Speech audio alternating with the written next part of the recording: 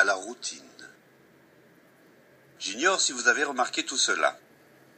La plupart des gens sont constamment occupés à effectuer leur puja rituel, à répéter certains mots, à s'inquiéter de ceci ou de cela, parce qu'ils ont peur de se retrouver seuls face à eux-mêmes.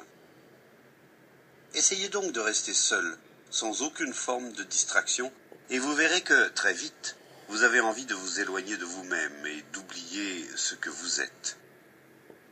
Cela explique l'importance majeure comprise dans ce que nous appelons la civilisation, ces énormes structures spécialisées dans le divertissement professionnel, la distraction standardisée. Si vous êtes observateur, vous remarquerez que de plus en plus de gens dans le monde deviennent de plus en plus distraits, de plus en plus sophistiqués et matérialistes.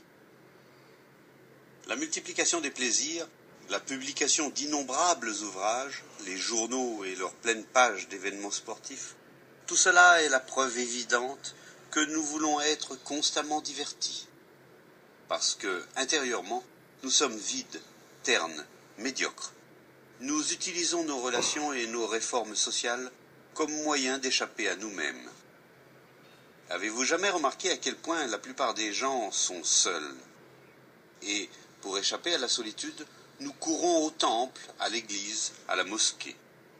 Nous nous habillons, nous prenons part à des mondanités. Nous regardons la télévision, nous écoutons la radio. Nous lisons et ainsi de suite. La solitude, savez-vous ce que c'est?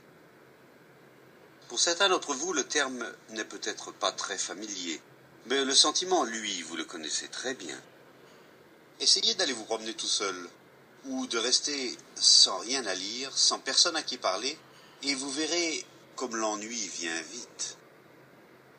C'est un sentiment qui vous est familier, mais vous ne savez pas pourquoi vous vous ennuyez. Vous n'avez jamais cherché à le savoir. Si vous explorez un peu la question, vous verrez que la cause de l'ennui n'est autre que la solitude. C'est pour échapper à la solitude que nous voulons être ensemble, être divertis, avoir des distractions en tout genre.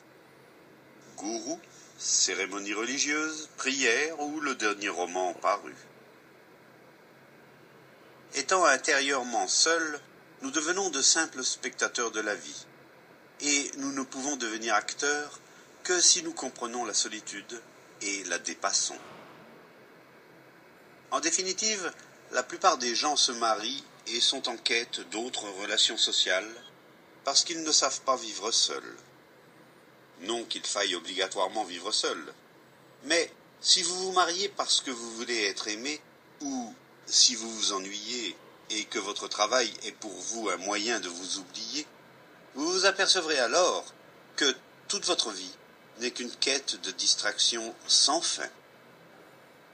Très peu réussissent à transcender cette formidable peur de la solitude.